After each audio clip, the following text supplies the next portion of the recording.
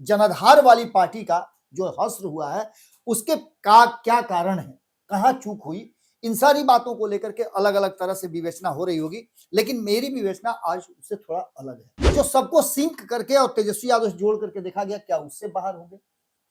क्या उससे उनको छुटकारा लेने की जरूरत है या फिर संजय यादव से छुटकारा लेने की जरूरत है? अगर बिहार की राजनीति को, बिहार को देखें तो नीतीश कुमार का विकल्प बिहार के लिए खोजना बहुत जरूरी हो गया है। बिहार के लोग उसी विकल्प की तलाश कर रहे हैं। राजद के स्ट्रेटजी के मेकर जो थे वो संजय यादव थे। संजय यादव की टीम काम कर रही थी और संजय यादव ने पूरे कॉन्फिडेंस के साथ 178 सीटों वाली महागठबंधन को सत्ता में लाने के बाद तेजस्वी यादव को उप मुख्यमंत्री की कुर्सी तक पहुंचाया था। ओरमा ग्रुप, जो सोचता है वो करता है, आपके अपने सपनों का आशियाना।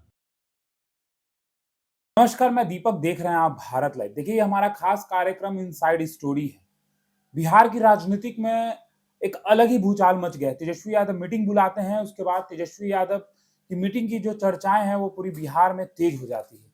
आखिर तेजस्वी यादव ने मीटिंग में क्या बातचीत किया होगा? आखिर तेजस्वी यादव ने आगे का क्या रणनीति बनाया होगा? तेजस्वी यादव से वो कौन सी भूल हो गई जो उनसे सत्ता की कुर्सी से दूर कर दी? तेजस्वी यादव कि कौन से वो लोग हैं जिनके वजह से तेजस्वी यादव सत्ता से दूर हो गए? क्या तेजस्वी यादव खुद को फिर से नेता प्रतिपक्ष के रूप में मजबूत स्थिति में ले आ पाएंगे या क्या होगा? ये देखना दिलचस्प होगा। तो इन्हीं तमाम मुद्दों पर बातचीत करने के लिए हमारे साथ बाबा हैं। बहुत स्वागत है बाबा आपका। बहुत बहुत धन्यवाद। कल से लगातार एक चर्चा का विषय बना हुआ है तेजस्वी यादव की मीटिंग। आखिर तेजस्वी यादव के उस मीटिंग में क्या कुछ हुआ बाबा, जो तेजस्वी यादव की ये जो मीटिंग है वो बहुत खास दिखाई पड़ रहा है? क्योंकि तेजस्वी यादव काफी दिनों से घर से बाहर निकल नहीं रहे थे। परसों पहली बार उन्होंने घर से निकलने का काम किया, कल मीटिंग करते हैं। क्या कुछ रणनीति बना रहे तेजस्वी यादव? देखिए, हर युद्ध की अपनी एक रणनीति होती है और उसमें जो रणनीति बनाने में माहिर होता है वो युद्ध को जीतता है जी। और थोड़ी सी कमजोर अगर रणनीति आपकी है तो निश्चित रूप से आप परास्त होते हैं। कहा भी गया है हमारे यहाँ कि आसमान में भी सुराग हो सकते हैं, एक पत्थर तो तबीयत से उछालो। बिल्कुल। लेकिन उससे पहले मैं आपको बता दूं कि मैं अपनी 4 लाइनों से शुरुआत करूंगा। मैंने लिखा था कभी इसी सब मौकों के लिए, और ये जो पूरा स्ट्रक्चर है जो आज हम विश्लेषण करने जा रहे हैं कि तेजस्वी यादव ने मीटिंग बुलाई, गुप्त मीटिंग के क्या मायने हो सकते हैं, क्या कुछ बड़ा परिवर्तन हो सकता है, क्या गेम पलटेगा, ये सारी बातें हम क्यों कह रहे हैं, इसके पीछे कुछ कई कारण हैं। कुछ आंकड़े भी हमारे पास हैं जिन आंकड़ों को लेकर के हम ये बात बताने की कोशिश करेंगे। कुछ चर्चाएं हैं जो राजनीतिक गलियारे से होती हुई सीधे पहुंची हैं पॉलिटिकल सिनेरियो से पत्रकारिता के गलियारे में। और दिल्ली में तो आप देखे होइएगा कि कॉन्स्टिट्यूशन क्लब है, लेकिन यहाँ तो कोई ऐसा क्लब ही नहीं है जहाँ बैठ करके लोग पत्रकार बात करें। लेकिन एक कॉरिडोर है, विधानसभा पत्रकार का जो बैठने का जगह है, प्रेस रूम में बैठते हैं पत्रकार, वहाँ चर्चा होती है, कई तरह की चर्चाएं होती हैं। लेकिन उस रूम से बाहर चर्चा निकल करके आई है और ये चर्चा इस बात की तरफ अब शीर्ष कर गई है कि तेजस्वी यादव के हार के कौन कौन से कारण हैं। एक व्यक्ति को मुख्य कारण बिल्कुल दोषी बनाया जा रहा है, लेकिन आज मैं जो बात कहने आया हूं वो खास करके तेजस्वी यादव के समर्थक, तेजस्वी यादव के शुभचिंतक और बिहार में एक बड़े जनाधार वाली पार्टी का जो हश्र हुआ है उसके का क्या कारण है, कहाँ चूक हुई, इन सारी बातों को लेकर के अलग अलग तरह से विवेचना हो रही होगी। लेकिन मेरी विवेचना आज उससे थोड़ा अलग है। इसलिए अलग है कि तेजस्वी यादव को अब यहां से बिहार के उस जगह पर पहुंचना है जहां बिहार की जनता एक विकल्प खोज रही है नीतीश कुमार का। वो विकल्प कैसे बन सकते हैं? क्या वो विकल्प लालू स्टाइल में बन सकते हैं? क्या जो इस चुनाव में देखने को मिला 32 लोगों पे 32 गानों को लेकर के, कई तरह के भाव भंगिमा को लेकर के, कई तरह के जो बयान आए हैं उसको लेकर के, जो सबको सिंक करके और तेजस्वी यादव से जोड़ करके देखा गया, क्या उससे बाहर होंगे? क्या उससे उनको छुटकारा लेने की जरूरत है या फिर संजय यादव से छुटकारा लेने की जरूरत है? इन सभी विषयों पर मैं आज गंभीरता से बात करूंगा। लेकिन आपने कहा कि मैं कुछ पंक्तियों के साथ शुरू करता हूं, तो मैं उन्हीं लाइनों से शुरुआत करता हूं कि ऐसा दोस्ती पर कैसे केहू एतबार करे। जी, ऐसा दोस्ती पर कैसे केहू एतबार करे, बार बार मिले धोखा करेजा कितना बरियार करे। अरे बार बार मिले धोखा करेजा कितना बरियार करे। हालाबा मसौदा नया बनौले भैयरवा, हल्लाबा मसौदा नया बनौले भैयरवा, घात करे वाला से कैसे केहू एक तरफा प्यार करे। ये कहां से निकालते हैं बाबा अपने पिटारा से? देखिए, सिंपल सी बात है कि मैं सिर्फ पत्रकार के साथ साथ बिहार का एक ऐसा नागरिक हूं जो बिहार के हर हाल में बेहतरी चाहता है, खुशहाली चाहता है। किसी से कोई लेना देना नहीं है, सिर्फ बिहार से लेना देना है, और बिहार फर्स्ट रहेगा तभी जी बिहारी जो है फर्स्ट होगा। अब इसको आप चिराग पासवान से जोड़ के मत देखिएगा, चिराग पासवान ने नारा दिया है, लेकिन फैक्ट यही है कि हर बिहारी चाहता है कि बिहार नंबर 1 कैसे बने, बिल्कुल और उसके लिए नीतीश कुमार के बाद कौन, इस पर सबकी निगाह है, और उसके लिए अलग अलग तरह से लोगों को खोजा और परखा जा रहा है। लेकिन जो फैक्ट है दीपक, सीधी तौर पे अगर आप गंभीरता के साथ विचार करें, गंभीरता के साथ आप चीजों को रखें, आपने पूरे चुनाव में लोगों से बातचीत किया है, और हमने पहले स्थापित कर दिया था कि बिहार की जो स्थिति होगी, बिहार की जो परिस्थिति होगी, उस परिस्थिति में जो वर्तमान है वो तेजस्वी यादव के पक्ष में नहीं जा रहा है। बिल्कुल क्यों नहीं जा रहा है, तो उसके पीछे हमने कारण बताए थे कि तेजस्वी यादव जहां जहां कमजोर पड़ रहे हैं। तो सिंपल सी बात है दीपक कि अगर बिहार की राजनीति को, बिहार को देखें, तो नीतीश कुमार का विकल्प अब बिहार के लिए खोजना बहुत जरूरी हो गया है। बिहार के लोग उसी विकल्प की तलाश कर रहे हैं। कभी कभी आप देखते होइएगा, एक जी फिल्म आई थी सूर्यवंशम, अमिताभ बच्चन अमिताभ बच्चन की, वो फिल्म आप देखिएगा तो अक्सर चलते रहता है। उस फिल्म में उन्होंने एक पत्थर को तराशने पर पूरी अपनी बात कही थी कि कितना उस पत्थर को तराशने के लिए चीनी अथॉरिटी का भार सहना पड़ता है, बिल्कुल वगैरह वगैरह वगैरह वगैरह। बिहार की जनता भी कई लोगों को परख रही है, जांच रही है। 2000 के चुनाव, जब 2020 में चुनाव हुए थे विधानसभा के, तब से नीतीश कुमार जब थोड़ा कमजोर हुए, तो उस समय से बिहार की जनता ने विकल्प तलाशना शुरू कर दिया। और आज जो परिस्थिति 2025 में है, तेजस्वी यादव एकदम बिल्कुल अपने पिता से भी आज कमजोर दिखाई दे रहे हैं, बैकफुट पे आ गए बैकफुट पे नजर आ रहे हैं। तो ऐसी स्थिति में युद्ध की दो ही कलाएं होती हैं, एक हार और जीत, और उस कला में आपको हारने के बाद अपने आप को फिर से रिवाइव करने की जरूरत पड़ती है। हारने के बाद तो बाबा कहीं ना कहीं लोग तलाशते हैं कि जीत का क्या रास्ता है। बिल्कुल बिल्कुल बिल्कुल, यहां से आपके पास मौका होता है उस लक्ष्य तक पहुंचने के लिए, और उसके लिए आप प्रयास शुरू करते हैं। अब इसमें दोषारोपण तो होंगे ही, बिल्कुल आप लीडर हैं तो आपके ऊपर कई तरह के आरोप भी आएंगे, लेकिन कुछ ऐसे तथ्य हैं जिनको आप बहुत गंभीरता से अगर देखें। सबसे पहले कटघरे में कौन खड़ा है? संजय यादव खड़े हैं। बिल्कुल चलिए, लगातार। हम भी संजय यादव को कटघरे में खड़ा कई बार कर किए हैं, लेकिन और क्या मुख्य कारण है? प्लेयर क्या करता है कि अपने कोच की तरफ देखता है, कोच उसको कौन सा ऐसा ट्रिक बताता है, कौन से ऐसी विशेष बात बताता है जिससे कि वो अपने गेम में और सुधार कर सके। As a coach Sanjay Yadav की जिम्मेवारी बड़ी थी।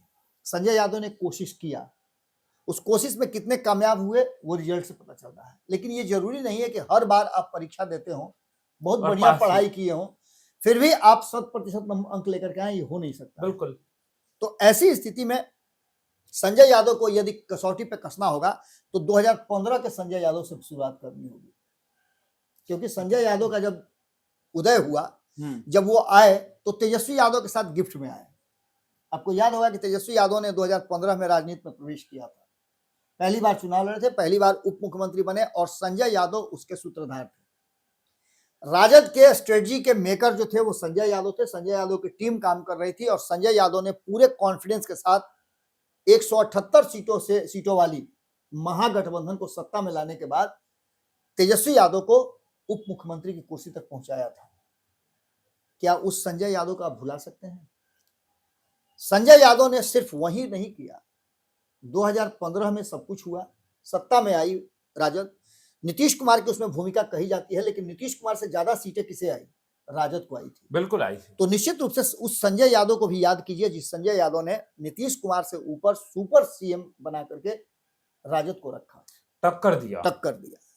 अब उस संजय यादव को आप 2025 के संजय यादव से तुलना करें, उन कई तरह की बातें उनके सामने अगर रखें, तो उसके लिए आपको 2020 में भी जाना पड़ेगा। समय और हालात अलग अलग। बिल्कुल, 2020 में भी आपको जाना पड़ेगा। 2020 में नीतीश कुमार नहीं थे उनके साथ, नंबर 1 की पार्टी 2015 में बने, 2020 में भी नंबर 1 की पार्टी बने, और वो उस समय भी संजय यादव ही थे। स्ट्रेटजी संजय यादव ने ही बनाई थी। भले ही तेजस्वी यादव सत्ता तक नहीं पहुंच पाए, 10-12 हजार वोटों से वो पीछे रह गए, 0.5% से भी कम उनको वोट आए, अंतर इतना ही था। इसके बावजूद संजय यादव ने यह दिखा दिया कि तेजस्वी यादव में, राजद में, महागठबंधन में वो पोटेंशियल है।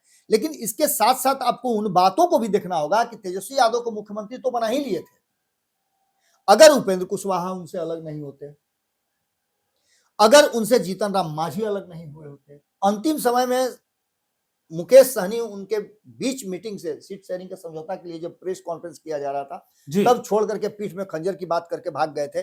लेकिन उसके बावजूद भी संजय यादव ने अकेले तेजस्वी यादव के दम पर, अपनी स्ट्रेटजी के दम पर, पूरे एनडीए गठबंधन को, जो महागठबंधन से टूट करके भी लोग गए थे और पूरा देश की सबसे बड़ी हस्तियां जो थी वो तेजस्वी यादव के विरुद्ध लड़ रहे थे, फिर भी तेजस्वी यादव ने मजबूर कर दिया नीतीश कुमार को एक एक विधायक जोड़ने के लिए। बिल्कुल, और कई सभा जो है तेजस्वी यादव ने किया था उस बिल्कुल, दौरान, रिकॉर्ड बनाया एक था। एक दिन में 20-20, 25-25 सभाएं किया करते थे और सारे रिकॉर्ड ब्रेक करने के बाद तेजस्वी यादव मुख्यमंत्री की कुर्सी तक नहीं पहुंच पाए, तो ये दुर्भाग्य था।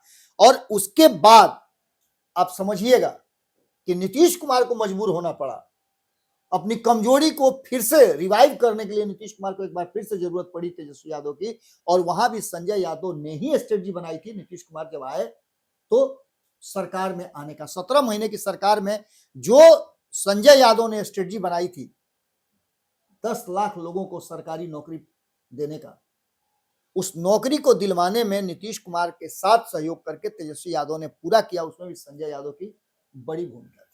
मतलब बाबा ये कह सकते हैं हम कि आपने लाख भलाई किया है, एक बुराई किया तो आपकी कहानी खत्म। देखिए यही होता है, यही आपके होता अच्छे है। कर्मों को कोई नहीं आपके गिनता अच्छे है। कर्मों को कोई काउंट नहीं करता है, लेकिन आपकी एक गलती आपके लिए घातक होती है। और खास करके जब आप कोई बड़ा काम कर रहे हो। पदचिन्हों पे भी हैं।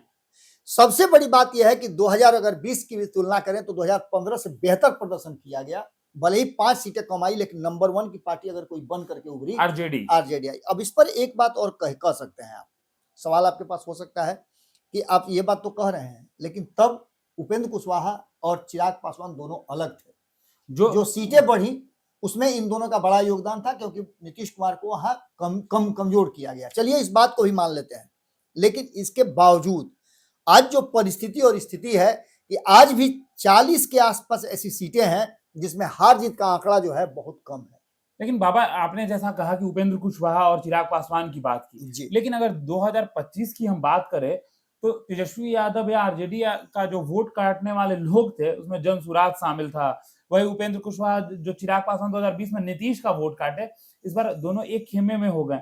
तो कहीं ना कहीं ये सभी एक कारण है जो दिखाई पड़ता है तेजस्वी यादव के वोट कटने। 8% वोट आए थे, 7% से 8% वोट आए थे चिराग पासवान को जी। 3% के आसपास वोट आए थे उपेंद्र कुशवाहा के गठबंधन को 11%, और प्रशांत किशोर को कितने प्रतिशत, 3% मात्र वोट आए हैं 2025 में। जी।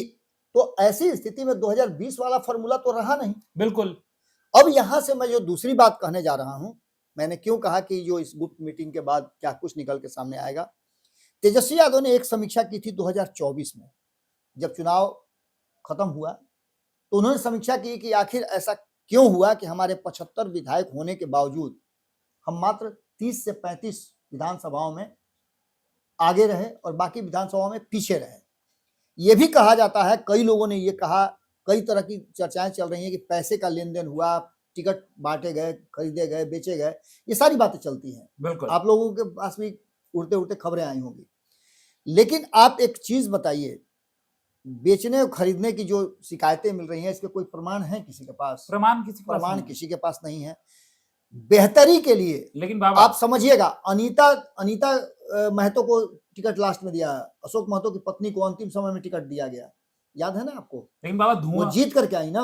हाँ, धुआं तभी लगता है जब आग होता है। देखिए राजनीति है, राजनीति में बिना आग के भी धुआं होता है, ऐसा कुछ नहीं है। आपके पास अगर किसी के पास अगर प्रमाण हो तो उस आदमी को सामने आना चाहिए ना। बिल्कुल। क्योंकि लोकतांत्रिक प्रक्रिया में यदि आप वोट देने का अधिकारी हैं तो आप सही सत्य को उजागर करने के लिए भी आप पर जिम्मेवारी बनती है, नैतिकता के आधार पर आपको होनी चाहिए। अब सबसे बड़ी बात यह है कि यहां से तेजस्वी यादव से सबसे ज्यादा अगर नाराजगी किसी की होगी तो उस 14% यादव समाज की होगी और 18% मुस्लिम समाज की होगी। बिल्कुल, जो उनके साथ ये दोनों की नाराजगी इसलिए भी होगी कि तेजस्वी यादव जिस लक्ष्य को लेकर के चले थे उस लक्ष्य को पूरा नहीं कर पाए। इस बार यादवों का अधिक संख्या दूसरे गठबंधन में होना, जीत करके आना, यह भी कहीं ना कहीं एक प्रश्न जरूर खड़ा करता है। लेकिन ये एक फेज है, यहां से रिवाइवल के दौर से तेजस्वी यादव गुजर रहे हैं और तेजस्वी यादव ने जो ओढ़ना ओढ़ रखा था लालू प्रसाद का, बार बार ये कहा जाता है कि लालू प्रसाद के बनाए गए जमीन पर आप महल बना रहे हैं, बार बार ये कहा जा रहा है कि आपको तो विरासत में लालू प्रसाद ने 32 से 33% वोट दे दिया, लेकिन उस वोट बैंक को 2019 में भी बिखरता हुआ देखा गया और 2025 में भी उस वोट बैंक को बिखरता हुआ देखा गया। तो ऐसी स्थिति में लालू स्टाइल की राजनीति से बाहर निकलने का एक मौका, ए टू जेड बनने का मौका जो तेजस्वी यादव तलाश कर रहे थे, वो उनके पास है। ये वक्त ऐसा है जहां से अगर बाउंस बैक कर गए तेजस्वी यादव, तो निश्चित रूप से एक तेजस्वी यादव अपनी छवि के साथ पिछले 5-6 वर्षों में 2015 से लेकर के 2025 के बीच में जब जब उन्हें सत्ता में आने का मौका मिला हो, या फिर 2017 के बाद पिछले 7-8 सालों में जो वो राजनीति सीख पाए हैं नीतीश कुमार के बिना, उस राजनीति का फायदा तो उनको मिला ही है, लेकिन असली खेल जो है अब यहां से शुरू हो रहा है। नीतीश कुमार के विकल्प बनने की होड़ में कई लोग खड़े हैं। यहां से लालू प्रसाद का जो ओढ़ना बिछौना है अगर उतार करके तेजस्वी यादव अपने आप को प्रूफ कर पाए, क्योंकि तेजस्वी यादव ने परिवारवाद से आगे निकलने का एक रास्ता खोज लिया है। बिल्कुल, आपने देखा होगा कि उनके भाई तेज प्रताप यादव चुनाव हार भी गए हैं और उनको परिवार और पार्टी दोनों से अलग करके रख दिया गया है। कोई सिंपैथी नहीं रही, पार्टी प्राथमिकता और बिहार की प्राथमिकता के साथ तेजस्वी यादव ने इस बार को चुनाव लड़ा था जी, इससे हम इनकार नहीं कर सकते। बिल्कुल बिल्कुल। रोहिणी आचार्य जितनी भी बात बोल रही हूं, लेकिन उनको परिवार से अलग होने और जिस तरह के आरोप प्रत्यारोप लग रहे हैं, उन सभी बातों को लेकर के अगर उसको क्षण भर के लिए आप साइड कर दें, तो तेजस्वी यादव ने बिहार और बिहार के हित में, चूंकि वो उनका ज्यादा जो इनपुट उनको है या ज्यादा वो शिष्य माने जाते हैं, तो नीतीश कुमार के माने जाते हैं। बिल्कुल, समाजवाद की वो अवधारणा, समाजवादी प्रवृत्ति परिवारवाद की तरफ स्विच कर रही है। जहां से लालू प्रसाद को घेरा जाता था, तेजस्वी यादव घेरा जाता था, अब ये प्रवृत्ति जो है एनडीए की तरफ स्विच कर रही है। तो क्या तेजस्वी यादव खुद को फिर से मजबूत स्थिति में ला पाएंगे और नेता प्रतिपक्ष बिल्कुल उस दिशा में तेजस्वी यादव की शुरुआत मानी जा रही है।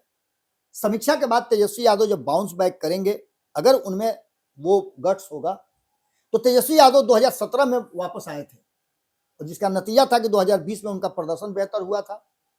2020 के बाद 2024 में भी उन्होंने कड़ा टक्कर दिया था नीतीश कुमार के उस इंडिया अलायंस से बाहर होने के बाद भी तेजस्वी यादव ने बिहार में जब एनडीए गठबंधन से 10 सीटें झटक ली, 9 सीटें इनफैक्ट, बिल्कुल, तो निश्चित रूप से कुछ अच्छा किया होगा, तभी हुआ होगा।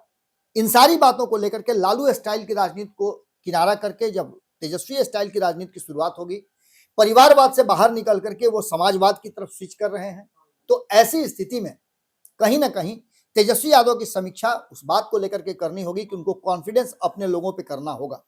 पहला कॉन्फिडेंस कि जो एमओआई समीकरण है, इस समीकरण को और मजबूत करना होगा और एमओआई समीकरण को देखना पड़ेगा। इसके अलावे और कई ऐसी बातें हैं जिसको लेकर के तेजस्वी यादव की समीक्षा में सारी बातें आ सकती हैं। अब ऐसी स्थिति में सिंपल सी बात है कि तेजस्वी यादव और संजय यादव की ये जोड़ी 2015-2020 अगर देखा जाए तो दोनों समय में बेहतर प्रदर्शन किया है, और एक ये 2025 की हार को टर्निंग पॉइंट माना जा रहा है। और यहां से मैंने कई बार कहा है कि नीतीश कुमार के विकल्प की तलाश हो रही है और तेजस्वी यादव उस विकल्प में नंबर 1 पर चल रहे हैं। इसके बाद आप चिराग पासवान को कह लीजिए, सम्राट चौधरी को कह लीजिए, बाकी जिसको भी, प्रशांत किशोर को कह लीजिए, किसी को कह लीजिए, तो सीधा तौर पे नजर आता है कि एक ही कंपटीशन सीधा नजर आ रहा है, वो है चिराग पासवान।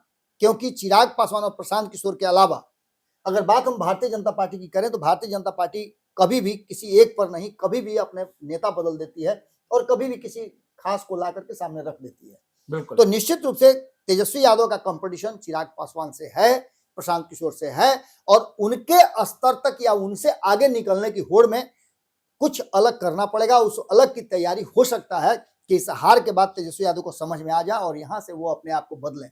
सर्व समाज को ए टू जेड कहने से नहीं, ए टू जेड करने की उनको कोशिश करनी होगी। और वो लोग जो उनकी चापलूसी करते हैं, निंदक को नियरे रख करके उनको आगे की रणनीति बनानी होगी। लालू प्रसाद ने भी ऐसा किया था, नीतीश कुमार भी ऐसा करते हैं। सुनते सबकी हैं, करते अपने मन की हैं। आप सुनिए सबकी, करिए अपने मन की, और इस स्ट्रेटजी के साथ आपके पास बहुत राजनीति बची हुई है। अब यहां से 20 साल तो राजनीति इन्हीं युवाओं की है। बिल्कुल। तो निश्चित रूप से नीतीश कुमार का विकल्प बनने की होड़ में तेजस्वी यादव की ये गुप्त मीटिंग काफी कारगर हो सकती है और यहां से गेम पलट सकता है। नीतीश कुमार क्या फैसला लेंगे, कितना मजबूती के साथ आगे चलेंगे, ये भी कहीं ना कहीं एक एक मिनट अब काउंट हो रहा है। बिल्कुल। सारी जिम्मेवारी जवाबदेही धीरे धीरे करके नीतीश कुमार अपने लोगों को दे रहे हैं। इसमें 2-3 बातें और महत्वपूर्ण है कि नीतीश कुमार ने जिस तरह से विभागों का बंटवारा किया, मंत्रिमंडल का गठन किया है, उसको लेकर के भी एक बैलेंस नहीं है, जबकि पलड़ा अपने तरफ ज्यादा झुका करके रखा है। जी।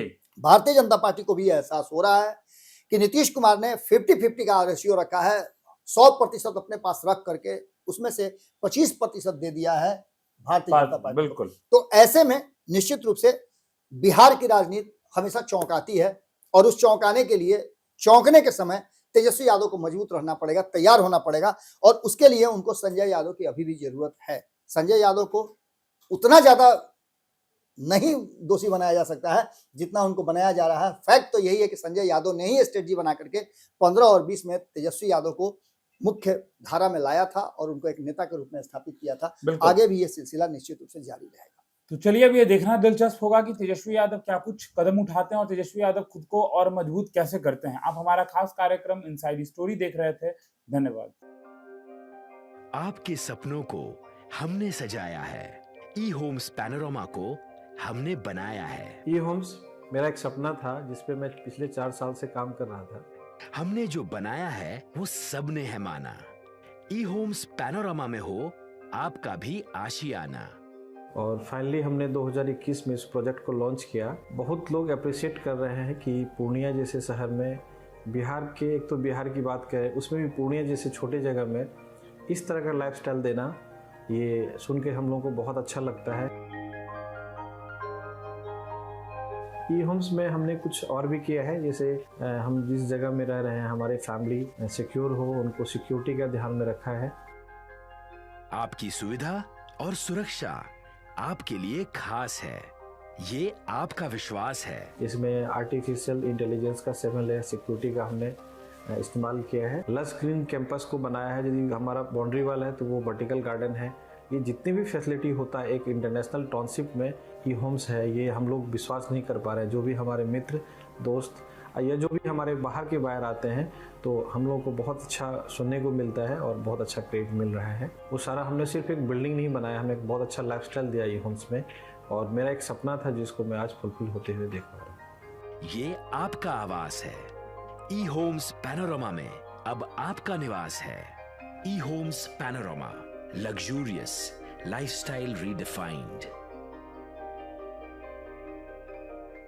पैनोरमा ग्रुप, जो सोचता है वो करता है। अगर ये वीडियो पसंद आई और वह बिहार के राजनीति और बिहारियत से सरोकार रखेनी तो सब्सक्राइब बटन दबा के चैनल के सब्सक्राइब कर ली। ओजे एगो घंटी बा, ओकरा बटन दबा देला से कुल सटीक और मारक खबर रुआ मुफ्त में मिल जाई। अगर रुआ पत्रकारिता के हमनी के नया प्रयोग में सहयोग कर चाहतानी तो ज्वाइन बटन दबा दी। पेटीएम नंबर नोट कर ली 9386